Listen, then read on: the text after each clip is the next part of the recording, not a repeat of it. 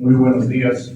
Quiero saludar a todos los asistentes de este foro económico, al cuerpo diplomático, past presidents de la Cámara Nacional de Comercio, directores, líderes empresariales, auspiciadores, empresas partners, asociados, invitados especiales y a todas las personas amigas de nuestra querida Cámara. Con una enorme alegría les doy la bienvenida al primer foro económico del 2025, organizado con mucho esmero y entusiasmo por el equipo de la Cámara Nacional de Comercio. Estamos atravesando uno de los peores momentos económicos de nuestra historia, sazonado además de un incierto futuro político, donde en oposición como en oficialismo priman intereses personales y partidarios sobre los intereses de la patria. Es por esa razón que estamos aquí reunidos para analizar, reflexionar y conversar sobre cómo proyectar el futuro económico de nuestras empresas, de nuestro día a día y de nuestro país. Quiero darle un agradecimiento especial y sincero a cada uno de ustedes por ser parte de este importante encuentro, por compartir la inquietud sobre cómo enfrentar los próximos desafíos y cómo encontrar oportunidades en esta difícil coyuntura económica por la que atravesamos. Este foro será sin duda un éxito gracias a la presencia de nuestros expositores e invitados especiales, cuya trayectoria y pensamientos son un referente para todos nosotros. Gonzalo Chávez, que siempre nos invita a mirar más allá de los números y pensar en los cambios estructurales que necesitamos. Gabriel Espinosa, con su claridad y franqueza ya conocida, nos ayudará a entender el contexto macroeconómico y de gestión pública. Y Martin Rapp, quien nos enseña a encontrarnos en lo más importante, en ser ingeniosos para solucionar conflictos. Su gran conocimiento y experiencia en gobernanza, liderazgo y toma de decisiones lo convierte en un referente. También quiero destacar la participación de dos líderes empresariales que son un ejemplo de innovación, perseverancia y compromiso con el país. Por un lado, la señora María René Centellas, presidenta de Vago, una mujer que inspira por su liderazgo y visión estratégica, y por el otro, Francisco Shorshik, CEO de Soboce, cuya experiencia y capacidad para construir futuro son dignas de admiración. Agradecemos profundamente que nos acompañen y que estén dispuestos a compartir con nosotros sus experiencias, enfoques y consejos. Este foro es un espacio para hablar con franqueza, para escuchar con atención y para sumar ideas que nos ayuden a tomar mejores decisiones. La Cámara Nacional de Comercio quiere ser el punto de encuentro donde diferentes voces puedan dialogar con respeto y con propósito. Así que aprovechemos esta mañana para hacer preguntas y compartir nuestras experiencias. Aprendamos juntos. Entendamos la coyuntura que atravesamos para poder imaginar y construir nuestro futuro. Con mucho entusiasmo declaro inaugurado el primer Foro Económico 2025 de la Cámara Nacional de Comercio. Bienvenidos y gracias por ser parte de este evento.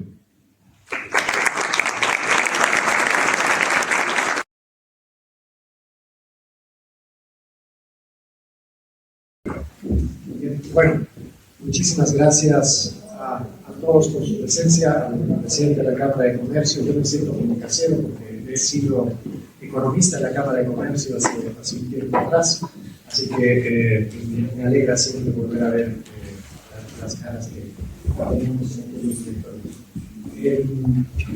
La presentación que yo les voy a hacer tiene tres partes, y creo que la más importante para todos es qué hacemos en el futuro cercano. Aclaro que yo trabajo con Martin Rapp, que viene al final del foro, que se va a ocupar de la parte un poquito más allá del 2025, yo voy a ocupar un poquito más de la coyuntura y el día a día del entorno de negocios. Pero para poder hacer eso yo necesito tomar dos puntos previos. Uno es de dónde venimos y el otro es dónde estamos. Para saber hacia dónde tenemos que ir y hacia dónde podemos llegar ahí, acuérdense ustedes de sus clases de día en el colegio, se necesita por lo menos dos puntos. De dónde partimos, de dónde estamos, para poder saber hacia dónde podemos terminar. Entonces, en ese sentido, la presentación arranca ahí. Voy adelantándoles algunas cosas. Venimos de un pasado que ya no existe. Ese pasado que tenía, por ejemplo, el precio de la gasolina fijo desde febrero del 2005. La última vez que movimos el precio de la gasolina efectivamente fue en febrero del 2005, salvo esta semana la caída de gasolina. Ese pasado donde el tipo de cambio estaba en 6.96 desde noviembre del 2011, y donde tú tenías tasas de interés reguladas para el 60% de la cartera. Hoy día todavía eso existe, pero es un animal cada vez más escaso, cada vez más difícil de obtener. Entonces, en definitiva, ese pasado que nos gustaba a todos, como lo hemos negado, además estaba marcado por una época de alto crecimiento. Durante prácticamente 18 de los últimos 20 años, Bolivia creció a más del 4% en promedio cada año. Si uno mira la historia económica del país, va a encontrar que nunca, por lo menos desde que tenemos registros, desde los 50, hemos tenido un periodo de crecimiento tan grande y tan alto. Además de eso, el tipo de cambio y la tasa de interés regulada te permitía consumir cosas baratas de afuera. Y eso significaba que tenías baja inflación. No importaba qué se hiciera desde el lado monetario, siempre tú tenías precios bajos. Un año malo era un año con crecimiento pequeño, pero crecimiento al fin, y con precios bajos, con baja inflación. Y eso también implica que los salarios reales de todos nosotros, los ingresos reales de todos nosotros, pues crecían consistentemente cada año. Ese es el pasado que ha terminado de desaparecer en febrero del 2023. Hoy día estamos en un momento en el que poco a poco se están ajustando ciertos precios. La gasolina premium, la gasolina ultra 100 y demás, arriba de 6 bolivianos con 80. El diésel ULS, que es el diésel que utilizan las grandes empresas para producir, arriba de 6 bolivianos con 88. Hoy día el sector privado, alguna parte del sector privado está importando su combustible, más o menos entre 14 y 15 bolivianos por litro, y por lo tanto los precios eventualmente van a terminar subiendo. Es un momento en el que las tasas de interés del sector no regulado, no hace falta que yo se los diga, ustedes lo saben mejor que yo, empiezan a subir, y lamento decirles que en el futuro van a seguir subiendo por todo lo que se tiene que hacer. Es un momento en el que el salario real de los trabajadores, pero también el nuestros ingresos, ha caído fuertemente. En apenas 10 meses hemos perdido entre 12 y 14% del poder adquisitivo de nuestros ingresos. A eso hay que sumarle que tenemos una época de inflación alta. Ahora sí. Ahora los precios crecen a ritmos de 2 dígitos, ¿verdad? Y encima de eso tenemos un escenario de bajo crecimiento. No es un problema solo de Bolivia, es un problema de la región, pero el problema es que a nosotros nos agarra con todos estos retrasos, con todos estos ajustes retrasados por hacer, y encima de eso tenemos poco espacio para crecer. Entonces, ese es el pasado del cual venimos y la realidad de la que nos estamos enfrentando. Lo voy a pasar. Si uno quiere esquematizar qué está pasando con la situación económica de Bolivia hoy día, yo les diría, y se los voy a resumir muy rápidamente, voy a tratar de más ricos con así. Lo que ha sucedido todo empieza en 2014. Y no es que quiera llevar agua a un molino, pero quiero decirles que yo los venía avisando. Como Gonzalo, como un montón de gente. Desde 2014 les veníamos avisando que dejamos de exportar tanto, por lo tanto dejaban de llegar tantos dólares y en consecuencia el gran problema que tiene Bolivia de fondo, y lo aclaro muy rápidamente, el problema de Bolivia no son los dólares, la falta de combustibles o cualquier otra cosa que se les ocurra. El problema de Bolivia es que Bolivia produce menos de lo que consume. Es un problema de productividad. De fondo, Bolivia es muy poco productiva. Lo que pasa es que con este ciclo de materias primas tan alto, pues no llegaban muchos dólares. Y esos dólares eran baratos, y por lo tanto podías consumir mucho más de lo que tenías. Pero en 2014 ese escenario cambia. Empezamos a recibir menos dólares de los que necesitábamos. Y eso genera 3 cosas. Un déficit comercial importante, nuestras importaciones eran altas, nuestras exportaciones tendían a bajar, nuestras importaciones se mantienen altas, primero porque la industria necesita muchos insumos importados, porque el comercio se dedica básicamente, o se dedicaba básicamente a comerciar cosas importadas, y porque el gobierno pues, necesita cada vez más combustibles para mantener los mercados. Además, el hecho de que dependa el gobierno tan fuertemente de las exportaciones de gas implicaba que la caída de esas exportaciones terminaba volviéndose un déficit fiscal. O sea, no solamente es un problema de falta de dólares, es un problema de falta de bolivianos. Y eso también genera un déficit financiero externo. Los dólares al sistema financiero, al Banco Central y demás dejan de llegar y ahora más bien empiezan a salir. La gente se preocupa. Simplemente un dato: en 2019, antes de las elecciones, el Banco Central y el sistema financiero perdieron más o menos 3.000 millones de dólares en común. Así que imagínense cómo es de fuerte la salida de divisas estos últimos años. Estos tres elementos, evidentemente menos ingresos, más gastos, por subvenciones, por importaciones o por déficit fiscal, nos llevaron a una caída de las reservas. Y esa caída de las reservas, de la que nos dimos cuenta a finales del 2022, principios del 2023, termina en un problema cambiario, en un deterioro cambiario. En el medio, Banco Central, gobierno y compañía empezaron a intentar hacer cosas para frenar esa caída de dólares, de las reservas. CPIs, ¿alguno de ustedes ha escuchado el término últimamente? ¿Alguno de ustedes tiene depósitos en dólares en el sistema financiero que no puede recoger? Bueno, gran parte de las medidas que se intentaron hacer para frenar la caída de las reservas tenían que ver con movimientos de política monetaria. Ya no vienen dólares de afuera, ya no me prestan tanto como antes y por lo tanto ahora recurro a los dólares que tienen mis depositantes. Eso explica en gran medida el por qué hoy día uno no puede recoger sus dólares del sistema financiero. El problema es que eso no fue muy efectivo porque la caída era muy grande y eso nos ha llevado a la situación de los últimos 24 meses, donde el tipo cambiario o el mercado cambiario se ha desdoblado. Ahora vamos a ver un par de gráficos al respecto, pero que en principio, por esta sensación o por esta necesidad de volver a ese pasado que nos gustaba, muchos de nosotros hemos negado. ¿Cuántos de ustedes, porque estamos en la Cámara de Comercio, cuántos de ustedes han empezado a subir sus precios recién a mediados del año pasado? Yo estoy casi seguro que la gran mayoría, a pesar de que teníamos ya problemas con el dólar desde hace prácticamente 2 años. ¿Cómo hicieron eso? ¿Por qué hicieron eso? Bueno, en parte porque esperaban que esto sea transitorio. Cuando se dieron cuenta que no era transitorio, ya era muy tarde, el costo se había comido tu margen, ¿verdad? Pudiste aguantarlo porque en parte tenías inventarios. En 2022 pensamos que el 2023 iba a ser muy bueno, importamos muchas cosas, llegó el 2023, la cosa se enfrió y me quedé con muchos inventarios. Por lo tanto, me olvidé o no me costó tanto el golpe cambiario que tuvimos durante todo el 23, parte del 24, pero cuando se acabaron mis inventarios ahí no tuve de subir de precios. Obviamente eso se volvió inflación, sobre todo desde mediados del 24. El poder adquisitivo de las familias cae, sus ingresos caen, porque los ingresos de las familias vienen bajando desde el final de la pandemia. Y un elemento que nos está afectando tanto a trabajadores como a empresarios es el cambio de los precios relativos del capital y del trabajo. Hoy día, para poder reponer una máquina, yo tengo que producir 2, 3, 4 veces más que lo que producía antes. ¿Por qué? Porque la devaluación le está ganando a la inflación. Y en consecuencia, si yo tengo una máquina que embotella gaseosas, el año pasado el litro de gaseosa costaba 50 centavos de dólar, el tipo de cambio paralelo. Hoy día ese litro de gaseosa que en bolivianos ha subido 10, 12, 14%, en dólares cuesta 20 o 30 centavos menos que lo que costaba el año pasado. Y eso significa que ahora todos somos más pobres.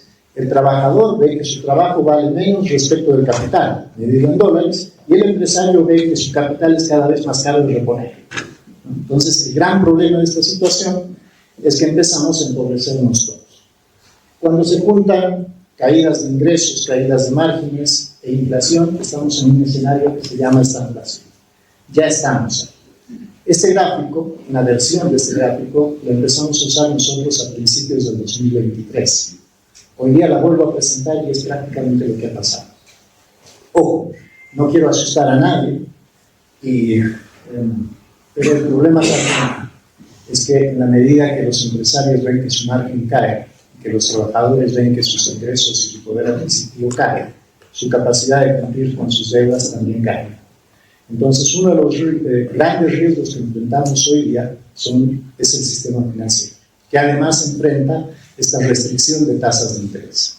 Así que si a ustedes les han ofrecido créditos en los últimos meses, siéntanse privilegiados porque cada vez va a ser más escaso, va a ser cada vez menos disponible. Dicho eso, y esto me lo voy a saltar porque es lo que les acabo de decir, venimos de una época que llamamos nosotros de estabilidad y ahora estamos en un momento de cambio. ¿Dónde estamos entonces en este momento de cambio? ¿O qué marca entonces este momento de cambio? Obviamente, el factor que a todos les interesa o el que todos estamos viendo con más atención en los últimos meses es el tipo de cambio. Nosotros, cuando inició la crisis cambiaria, empezamos a entender que uno de los grandes problemas en este tipo de crisis es el acceso a información. No solamente nos hemos quedado sin dólares, no solamente nos hemos quedado sin reservas de combustibles, no solamente los hogares se están quedando sin ahorros y ustedes sin inventarios, nos estamos quedando sin datos. Y el problema de que no tengamos datos es que tomamos decisiones a oscuras. No hay nada peor que tomar decisiones sin información. Así que empezamos a construir nuestra propia información. Esto es un gráfico del tipo de cambio de todos los días desde febrero del 2023. Lo construimos con ayuda de 4 bancos, 36 casas de cambio, varias personas en fronteras. ¿Qué les dice este gráfico? Bueno, lo podemos ver desde la perspectiva de qué ha pasado. ¿Qué ha pasado? Pues el dólar se ha disparado y lo que ha pasado en la última semana es que en el sistema financiero, si yo quiero enviar dólares al exterior, estoy pagando una comisión que deja el tipo de cambio efectivo arriba de los 17 bolivianos. Y en la calle y en el mundo de las criptomonedas, estamos hablando de un dólar arriba de los 15 bolivianos con 40. ¿No? Terrible comparado con el pasado. Pero también lo podemos leer como pensando en qué pensábamos que iba a pasar. Si se dan cuenta, durante todo el 2023, que es ahí, toda esa parte, el tipo de cambio estuvo funcionando más o menos en promedio a 7 bolivianos con 50. Ese era el promedio. De hecho, yo aquí he hablado con varios de ustedes en aquel momento. Cuando me decían, ¿tú crees que va a bajar? Yo les decía que no, esto va a seguir subiendo. Me decían, no, creo que te estás equivocando. Yo una comisión del 5, 7, 8%, ni loco la voy a pagar. En algún momento bajó la comisión a 6 y me llamaron y me dijeron, ¿ves? Este bicho está bajando. Y ahora, si me mira en retrospectiva, ese 5-8% era una gana, ¿verdad? Pero en todo caso, ¿por qué no subía el tipo de cambio durante todo el 2023? Yo ya se los adelanto, porque muchos de nosotros esperábamos que esta crisis sea transitoria. ¿Se acuerdan del gobierno? El discurso del gobierno, esto es una crisis transitoria de liquidez. La palabra clave era transitoria. Cuando algo es transitorio, no hagas nada, va a volver a ser como en el pasado, es que no te preocupes. Y eso fue lo que pasó. Lo que pasa es que después, febrero del 2024, empezamos a ver que efectivamente no era transitorio.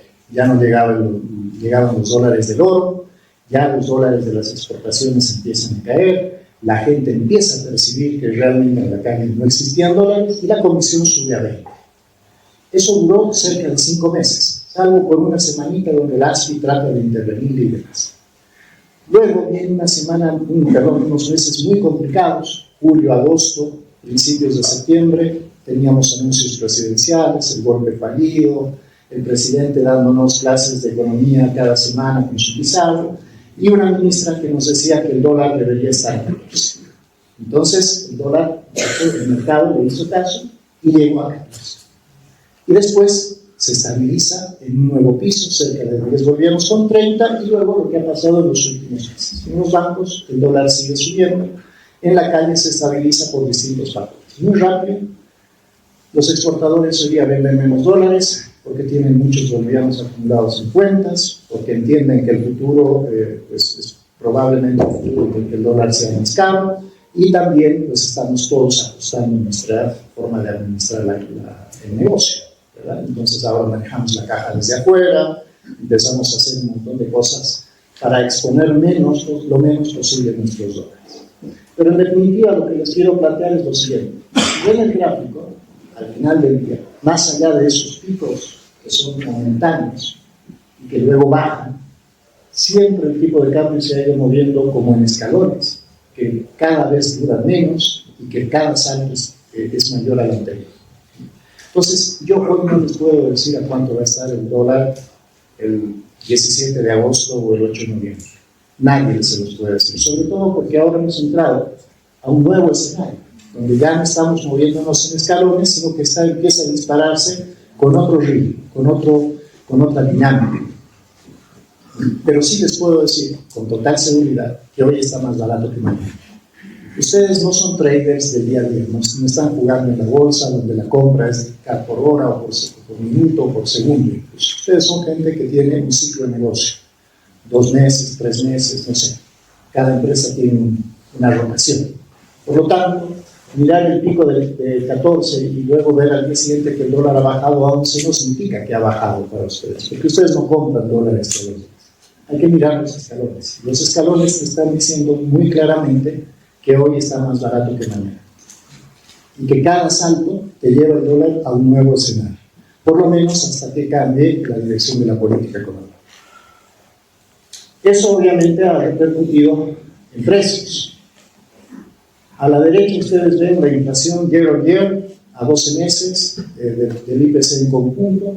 He marcado las dos áreas del periodo de la crisis cambiaria que tenemos hoy día. El área amarilla es el momento en el que todos ustedes, la gran mayoría al menos, pues hacían un pricing sin costo de reposición, en la mayoría de los casos. Tenían niveles de inventarios grandes que les permitían ir pateando las compras, iban al banco, les decían 8%, 10% de comisión, decían no gracias, todavía tengo stock en la tienda o en el almacén para aguantar. O, en todo caso, tenían muchos actores en el mercado que los disciplinaban, desde el contrabando hasta las pequeñas empresas que competían con ustedes. A partir de mediados del año pasado, esos factores, la gran mayoría de esos factores desaparecen. Y por lo tanto, cuando ya no tienes tanta competencia en el mercado, cuando ya no tienes inventarios y tienes que asumir una comisión del 50, 60, 70%, no te quedó de otra que subir los precios. Y eso se reflejó en los precios del consumidor. A partir de julio, consistentemente, todos los precios de la economía empiezan a subir. Y hoy día ya le hemos perdido el miedo a subir precios, ¿sí o no? Ya estamos ajustando lo más posible. Obviamente, algunos sectores son más sensibles que otros. Los alimentos ya venían subiendo de precios por factores externos del 2023 y ahora son los que más rápido reaccionan. Esto es un problema para toda la economía, evidentemente, porque te dejan sin ingreso disponible por el lado del consumidor. ¿Por qué les digo que han perdido el miedo a subir de precios? Porque si yo miro el índice de precios a mayorista o el índice de precios productor, que es el relevante para mirar el futuro, está creciendo más rápido que el índice de precios al consumidor. Este índice de precios al mayorista, por ejemplo, que está ahora por encima del 14.37, me dice que los precios de los próximos 3 o 4 meses van a venir sí o sí con incrementos. Así que, si uno esperaba que la inflación empiece a frenarse o bajar, le tengo malas noticias, probablemente mantenga este ritmo de crecimiento hacia el futuro. Siempre pensamos que el INE mide mal los precios. Nosotros, en Masterminds, tenemos medimos 220 productos, tenemos convenios con supermercados, medimos los precios en los supermercados, medimos precios en tiendas. De esos 220 productos que venimos traqueando en precios, lo que hacemos es seleccionar los más importantes. Esta es la lista de 15 productos que estoy absolutamente seguro que todos ustedes, al menos en 60-70% de esa lista, compran cada semana en sus casas. Arroz, papa, tomate, leche, huevos, carne de res, carne de pollo y demás. La gente tiende a decir que el INE mide mal la inflación. Quiero decirles que dentro de la canasta de consumo que mide el INE, lo está haciendo bien. Están midiendo relativamente bien los precios. Es consistente con lo que nosotros medimos. Lo que pasa es que la inflación es un problema de sensación. Si yo miro el IPC, está subiendo a un ritmo del 15%. Ahí están metidas llantas, gasolina, alquiler, muchas cosas que yo no compro todos los días. Por lo tanto, 15% me parece mentira. Si yo miro alimentos, me dice 22-23%. Depende. ¿Por qué? Porque si en casa yo como mucho arroz, en abril el arroz ha subido de precio cerca de 61% comparado con abril del año pasado. La bolsa de arroz del año pasado, 12 bolivianos, hoy día está en 18-19 bolivianos. Si yo miro el precio de la carne de pollo, 33%, la carne de res, 48%, etcétera, etcétera. Si yo pondero esta canasta de consumo, estoy hablando de cerca de 27% de incremento de precios de esa clase. Eso significa que si antes yo iba al mercado con 100, ahora tengo que ir con 130 si quiero comprar todo lo que compraba antes. Entonces, evidentemente, cuando me dicen que la inflación de arriba ha sido 0,9%, la inflación mensual me parece un mentira. Pero en el fondo es que están viviendo otra cosa distinta a la que yo tengo en el día. Esto también marca la sensación y el ánimo de sus consumidores. Marca y probablemente les muestre cómo hemos ido mudándonos de primeras marcas a segundas marcas, hemos pasado de las marcas importadas a las nacionales y ahora probablemente empecemos a pasar a las terceras marcas. Así que el mensaje para ustedes, este país se está volviendo un país de segundas y terceras marcas. Si ustedes producían premium, ahora empiezan a pensar en producir algo también de menor precio, porque todos los dólares estamos ajustando nuestro consumo a la baja, no dejando de consumir lo que nos gusta, sino tratando de buscar alternativas más baratas. Eso también puede ser un desafío de eficiencia. Usualmente la primera marca margina mucho más que la segunda, ¿verdad? Entonces, si yo voy a ser un país que vende segunda marca, tendré que ver cómo hago para mantener la eficiencia, porque si no voy a trabajar mucho más por mucho menos. Obviamente, el mercado en general se ha contraído. De nuevo, no tenemos datos, así que nosotros hacemos nuestros datos. Esta es una muestra de las ventas de las 52 empresas más grandes del país. Lo que nosotros hacemos es monitorear, traquear las ventas de las empresas. Y estas empresas en conjunto, en 2023, por ejemplo, habían vendido cerca de 9.000 millones de dólares a tipo de cambio oficial. Esos 9.000 millones de dólares representan cerca del 20% del PIB, así que no es una muestra, es una muestra representativa. ¿Qué pasó en 2024? En conjunto, estas empresas líderes del mercado, muchas de esas empresas están aquí presentes, representan el 50, 60, 80% del mercado. El año pasado han vendido apenas 8.600 millones de dólares. Eso es casi 5% menos que lo que habíamos vendido en 2023.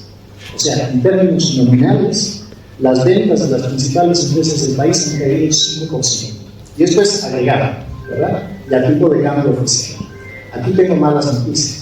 Si la inflación ha subido el 10%, ustedes que saben que ventas es P por Q, ¿verdad? Precio por cantidad. Si el precio ha subido el 10% y las ventas han caído 5%, significa que el Q de la cantidad ha bajado por lo menos 15%. En algunos mercados, entre 35 y 50%. Hoy día Bolivia es un mercado para vehículos 0 kilómetros de cerca de 25.000 vehículos al año. Hace 3 años era un mercado de 50.000 vehículos al año. Así que imagínense ustedes cómo hay una contracción tan fuerte de la economía en Colombia. Esto no quiere decir que todos estemos jodidos, pero soy una labor de integración, que todos estemos pegados. Esto no quiere decir que todos estemos pegados, porque en el medio estamos subiendo importaciones, estamos tomando el share que venía de contrabando, estamos tomando el share de empresas que han salido del mercado y demás. Siempre en la micro hay quien está bien, hay quien está mal. Esto es macro. La macro se está contrayendo. Si yo lo miro a tipo de cambio de bancos, la caída de las ventas no ha sido del 5%, ha sido del 33%. De nuevo, en este que les decía antes, y de hecho, eso es real. Como nosotros tenemos precios, lo que hemos hecho acá es poner una lista de precios de los productos que normalmente compramos en el hogar, alimentos, compra, personal care y servicios. Con esto funciona el hogar. Esa lista de productos es básicamente lo que nosotros necesitamos para que nuestro hogar funcione. La barrita roja y el porcentaje rojo muestran la variación de precios, o sea, de la inflación, entre abril del 2025 y febrero del 2023. ¿Por qué febrero del 2023? Porque es el momento en el que el dólar todavía se compraba en un solo mercado. Es el momento en el que todavía el dólar había sido en el este. Yo les acabo de decir que hay inflación en bolivianos y de pronto les muestro una barrita que les dice que hay una deflación del 157% en la papa holandesa. ¿Qué les estoy mostrando acá? El valor en dólares. La papa hoy día en dólares cuesta 157% menos en Bolivia que lo que costaba en febrero del 2023. Porque yo me llevo al ejemplo de la gaseosa. El año pasado, un litro de gaseosa costaba 4 bolivianos con 80, precio promedio. Ahora cuesta 5 bolivianos con 30. En bolivianos, la inflación es del 14%. El año pasado, esos 4 bolivianos con 80, el tipo de cambio paralelo eran 50 centavos de dólar. Hoy día, con el tipo de cambio de 17 bolivianos, no llegan a 30 centavos de dólar. En dólares, nuestros productos son mucho más baratos. Esto tiene un montón de implicaciones. Uno de ellos es el contrabando de ideas. Todo lo que yo produzco acá ahora es susceptible de ser llevado al exterior, ¿verdad? De pronto me vuelvo competitivo. Si puedo exportar, tengo un mundo de oportunidades abiertas para exportar. El problema es, esto les está diciendo que la inflación va a seguir subiendo. ¿Por qué? Por una cuestión básica de la economía. Si yo puedo hacer arbitrajes, si yo puedo llevar un producto de un mercado a otro, el único momento en el que ya no tengo incentivos para hacer eso es cuando los precios se igualan en los mercados. Yo hoy día mis precios en bolivianos son infinitamente más baratos que lo que tenían en el pasado. Esto explica el por qué vamos a tener problemas de abastecimiento en el futuro, porque aquí tengo la otra noticia. Nuestra industria no es tan flexible como la industria, por ejemplo, argentina. Argentina, este es el gráfico que podría explicar Argentina del 2000 al 2019, 21, 22, en el que ellos se vivían quejando de que la botella de vino era cada vez más cara, una inflación del 100% mensual, pero cuando tú ibas con dólares te parecía todo el tiempo más barato, ¿verdad? ¿Por qué no pasaba? ¿Por qué en Argentina se quedaron sin vino? Porque básicamente su industria es sumamente flexible. Se podía ajustar, podía producir cada vez más. El problema de nosotros es que dependemos de muchas importaciones. Y por lo tanto, si la demanda sube, y a mí me ofrecen en dólares el precio de la frontera, como lo bolivianos acá, probablemente yo prefiera venderlo en la frontera. Pero como no puedo aumentar mi producción rápidamente, lo que sucede es que en el mercado ya no encuentro el producto. ¿Se han dado cuenta que el arroz de sushi ya no se encuentra en el mercado naval? ¿Se han dado cuenta que en el supermercado la cantidad de marcas disponibles se ha reducido significativamente? Gran parte de estas cosas explica la dinámica de negocios que vamos a ver en los próximos meses. Y también explica, que también les dice, en el futuro vamos a tener que trabajar mucho más para reponer el capital. Porque de nuevo voy al ejemplo de la gaseosa, a 50 centavos de dólar el litro de gaseosa. Si yo tenía que comprar una embotelladora que costaba $1 millón, necesitaba producir 2 millones de litros de gaseosa para poder comprar esa semana. Ahora, 30 centavos de dólar el litro de gaseosa, tengo que producir 3 millones de litros de gaseosa, casi de la fuente del dato, para poder reponer esa semana. El valor del capital se nos ha ido al cielo. Así que vamos a tener que aprender a reparar. El zapatero ahora vuelve a tener trabajo. No voy a jugando porque si no lo voy a vivir, luego voy a usar y eso es importante. No, pasando. Dicho eso, ¿qué está pasando desde el lado de la política? Muy rápido, el principal financiador del gobierno es el Banco Central. El año pasado el gobierno necesitó un poco más de $5.000 millones para cubrir su déficit. Eso es un porcentaje que es más o menos 10%. Lo digo más o menos porque todavía no tenemos el dato oficial de cuándo se publica en el 2024. Entonces, tengo el numerador, pero no tengo el denominador. Y esta discusión con el ministro básicamente se debe aritmética, pero en el fondo es un montón de plata. $5.000 millones era el hueco fiscal. El gran problema es que esos $5.000 millones no se han cubierto con deuda externa. En términos netos, hemos recibido menos dólares de los que hemos tenido que pagar en la reparación. Han salido cerca de $232 millones. ¿Cómo hemos cubierto el déficit? Básicamente con Banco Central, que le ha prestado cerca de $4.000 millones, $4.100 millones al gobierno central, y la AFP, que le ha dado cerca de $1.160 millones. Ese es el 80% de las recaudaciones de la AFP. Más allá del tema de que el Banco Central ahora está imprimiendo como loco, por lo tanto este es otro factor de devaluación, ¿no?, que encarece los productos y demás, que devalúa el gobierno. El problema para nosotros es que la única fuente de liquidez de largo plazo son las AFPs. La única fuente de liquidez para el sistema financiero de plata que se puede prestar a 7, 10, 15, 30 años eran las AFPs. Porque la mayoría de nosotros tienen cuenta corriente en un banco o los asalariados tienen una caja de ahorro. Ese dinero no prestado. Ese dinero el banco no lo puede prestar a un crédito de 7 años como tú, cuando sabes que la plata entra el primero del mes y se va a terminar agotando al 31 del mes. Tú necesitas depósitos de largo plazo. Y el mayor fondeador de esos depósitos de largo plazo era la AFP. Pero ahora ustedes compiten con la AFP. Porque la AFP quiere, con el gobierno, y quiere ese dinero. Y ustedes, que también lo necesitan a través del sistema financiero, van a tener que pagar más tasas de interés porque evidentemente el gobierno tiene una necesidad muy grande de financiación. Malas noticias, hasta febrero la gestora le ha prestado cerca de 276 millones de dólares al gobierno central. O sea, en un sexto del año ya le ha prestado el 25% de lo que le había prestado el año pasado. Este año va a ser un año brutal. Por lo tanto, si les han ofrecido créditos, de nuevo, ustedes son los privilegiados y tómenlo, porque va a ser un dicho cada vez más grande.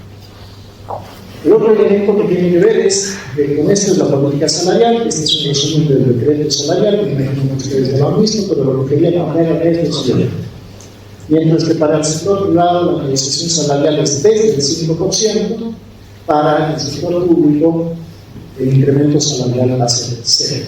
Salvo policía, militares, médicos y maestros, todo el resto del sector público no está incluido en los incrementos salariales. Del otro lado, tenemos además una necesidad muy grande de dólares. Los bolivianos nos incluyen el Banco Central, pero también tenemos una necesidad muy grande de dólares. Ahorita les voy a mostrar un par de datos que tenemos para proyectar el 25. Pero en todo caso, una de las estrategias ha sido las criptomonedas. En las últimas semanas, una parte de la subida del tipo de cambio ha tenido que ver con intervenciones del gobierno en el mercado mundial. Y sobre todo en el mercado de criptomonedas. Dicho sea de paso, hoy día gestora, Ender y FFD compran dólares al sistema financiero del gobierno. Por eso, en la comisión sube sistemáticamente. Ustedes compiten ahora en el sector público. Ha salido este nuevo decreto que dice que ahora vamos a habilitar fintech en Bolivia. Al principio de una alegría, vamos a poder desregular y estos malvados banqueros ahora van a tener competencia gracias a la tecnología. Lo único que decir es que en realidad el decreto apunta a que el gobierno se cree su propia fintech, una fintech pública. ¿Por qué? Porque necesita comprar más criptomonedas que las que puede comprar un funcionario en un ministerio haciendo operaciones peer-to-peer todos los días. Entonces, lo que se viene es una intervención también en el mercado de criptomonedas. Entonces, en definitiva, el resumen de donde estamos es básicamente lo que dice: sin divisas, sin ahorros, sin inventarios, sin combustibles y sin datos. Y eso significa que hoy día administramos flujo. Lo que hoy día en Bolivia administramos, familias, empresas, gobierno, es flujo. El gran problema de administrar solamente flujo, ustedes lo saben mejor que yo, es que cualquier disminución, cualquier corte en ese flujo te lleva a una estabilidad. Si hay una marejada en Arica, nos quedamos sin combustible. Si hay un bloqueo en el Chapare, Santa Cruz no tiene diésel, o La Paz no tiene gasolina. Si se cae la carretera, pasa exactamente lo mismo. El problema de vivir administrando solamente flujo es que ahora estás más sujeto a la inestabilidad. Así que esa es digamos, la palabra que define nuestro momento. Dicho eso, la pregunta es: ¿hacia dónde vamos? Nosotros hacemos un monitoreo de fuentes informadas. Lo que hemos hecho es hablar con varios de ustedes, algunos están presentes acá, de los sectores exportadores, los principales exportadores. Y lo que nos decían para el 2025, este dato ha sido corregido hace un par de semanas, hacia el relativamente nuevo, es que, por ejemplo, en el caso de la industria, estamos esperando mejorar las exportaciones este año. Vamos a estar en 1.700 y 1.800 millones de dólares. Esto es un poquito más, cerca de 200 millones de dólares más que el año pasado. En el caso de la minería, estamos esperando una caída del 15% en las exportaciones, a nivel interno de precio, de volumen y también de disponibilidad de diésel. A diferencia del sector agrícola, la minería necesita diésel todos los días para trabajar, así que cada corte, cada reducción es un problema. Las remesas que eran una de las fuentes importantes para el sector financiero de dólares siguen bajando. El año pasado se redujeron respecto del 23 un 12%. Estamos esperando que este año bajen de 10 y 15%. Eso significa menos dólares, cerca de 150 millones de dólares menos a través del sistema financiero. Y la inversión extranjera directa el año pasado fue de 250 millones de dólares. Este año debería tender a bajar un poco más todavía. Así que los dólares para el sector privado tienden a la baja en la mayoría de los casos. ¿Qué pasa en el sector público? Las exportaciones de gas siguen a la baja. Entre el 10 y 12% este año van a mermar las exportaciones de gas respecto al año pasado. Y eso significa que el gobierno va a recibir entre 1.300 y 1.400 millones de dólares nada más. Entre paréntesis, el año pasado necesitamos cerca de 2.800 millones de dólares para importar combustibles. Por eso no había plata para pagar el externo, para pagar combustibles, no alcanzan. Los ingresos de nuevo son menores que los egresos. Este año, con la contracción de la actividad económica, con la privatización de la importación de una parte del combustible y básicamente con la administración de la escasez, se va a reducir un poco esa necesidad, pero no mucho más. En el caso de la deuda externa trae muy pocos dólares últimamente, de bloqueo administrativo y falta de capacidad de gestión, entre 500 y 600 millones de dólares, y algo que venía más o menos a salvar las papas era la compra de oro. Eso sí va a traer más dólares porque están comprando más oro, cerca de 15 toneladas de oro por año, y la valoración del oro ha subido significativamente. Pero en definitiva, si sube el resto, el sector privado va a recibir este año entre 400 y 450 millones de dólares menos. Esto es dólar en banco, que es el que nos interesa a nosotros, y el sector público queda igual que el año pasado. Entonces, la carestía de dólares continúa. De nuevo, si creían que el dólar iba a bajar, lamento decirles que no. Dicho eso, les pido acá, les voy a pedir acá 2 minutos. Nosotros a principios de año hicimos un ejercicio de escenarios con las empresas con las que trabajamos. No tiene sentido que nosotros intentemos hacer una estimación o intentemos hacer adivinación de lo que va a pasar en el futuro, como les estoy diciendo que el futuro es sumamente volátil y que el pasado ya no se explica por nada de lo que teníamos en el pasado. Entonces, lo que hicimos fue recurrir a la inteligencia colectiva. Estos son datos que han sido validados a partir de presupuestos de empresas con ejercicios de escenarios y que han tenido cierto control para que macroeconómicamente tengan cierta coherencia. Como en todo ejercicio de escenarios, siempre tienes que contemplar todas las posibilidades posibles para la redundancia. Desde la posibilidad de que si la economía mágicamente en 2025 se recupere, el escenario de la izquierda de ustedes, hasta el escenario más disruptivo. Yo les confieso, este escenario de medio, este escenario de transición, no existía en enero. Cuando hicimos este ejercicio, solamente teníamos crisis atenuada, tendencia, que era básicamente lo mismo del año pasado, misma velocidad, mismo comportamiento, deterioro acelerado, lo mismo del año pasado, pero con un deterioro más rápido. Si la inflación era 10, este año debería haber estado en el 17-20, y luego la disrupción. El año pasado no tiene nada que ver con este tema. Pero hemos tenido que agregar un escenario de transición. ¿Por qué? Porque ya en enero, nuestro escenario base era la tendencia. El 31 de enero me llama un empresario muy grande, me dice una vez después de haber hecho esta presentación en la mañana del 31 de enero, y me dice: ¿puedo cambiar mi posición? Yo quiero que mi escenario base sea el deterioro acelerado. Para febrero, toda la muestra de empresas que habíamos utilizado para construir los escenarios ya tomaban como escenario base el deterioro acelerado. A finales de abril, y les pido que se fijen en los números rojos, los datos me dicen que en realidad ya estoy más en un escenario de transición hacia la reducción que hacia un escenario de tendencia. ¿Qué quiere decir eso? ¿Por qué? En este escenario de deterioro acelerado, nosotros estimábamos que la comisión iba a estar en un rango de 90 a 120%. Cuando hicimos este ejercicio a principios de año, me decían 120, estás absolutamente loco. Y si sacan cuentas, 17 bolivianos con 10 es una comisión bastante más delicada, 109.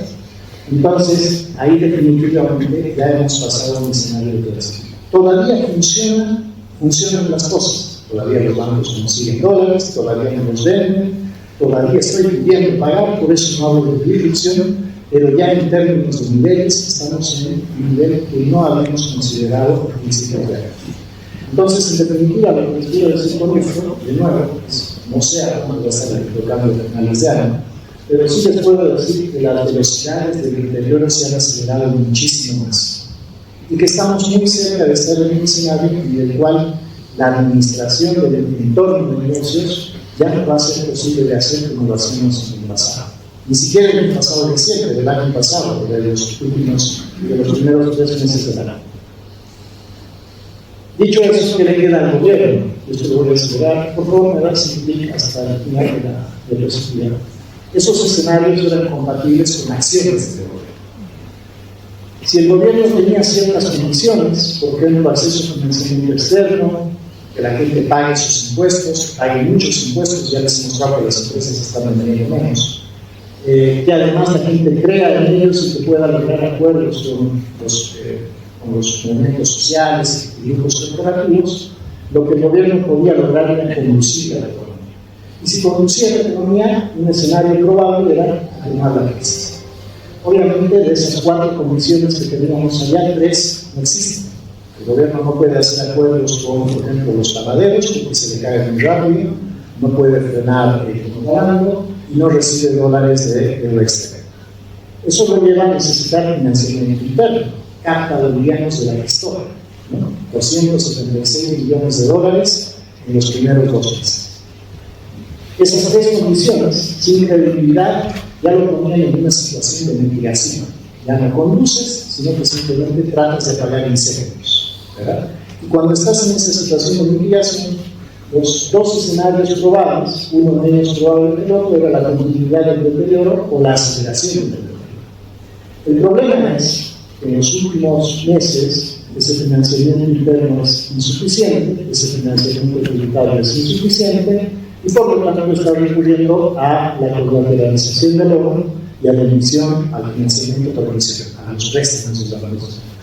Esto genera inflación, genera desconfianza, genera droga en la calle, y por lo tanto ahí ya estás a la deriva. Así que estamos en este periodo de transición entre aceleración del deterioro y cambio de tributos.